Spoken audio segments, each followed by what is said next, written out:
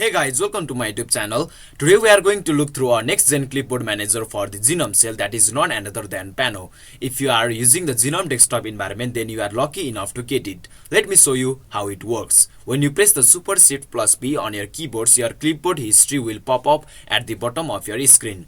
Pano is way more graphical in its presentation of your copy-paste history, making it potentially more useful for the end user. What helps set a Pano apart is that display the rich preview of the most clipboard contents like links, image, hex code, text, etc. You can actually see the content itself and a bit more besides, example, image resolution, link content title, thumbnails, etc. And if you want to try out the Pano, let me guide you through a quick installation guide.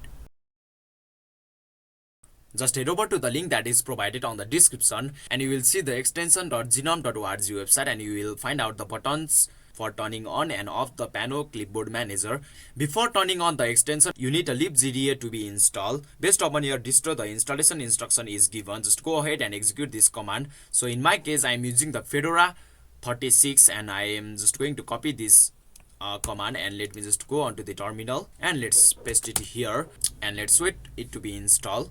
So as you can see that I have already installed it, and let me exit from here and let's go on to the site. And after that you can just simply go ahead and turn on the extension. And if you want to access the setting for this extension, just go ahead and press on the setting button.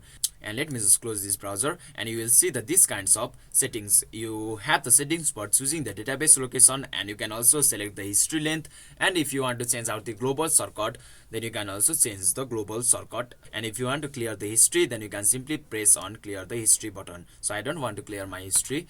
Let me just close it, and let's try by pressing the Super Shift plus P. So as you can see that it's working. As you can see that I have copied the image previously and it's showing the image as well.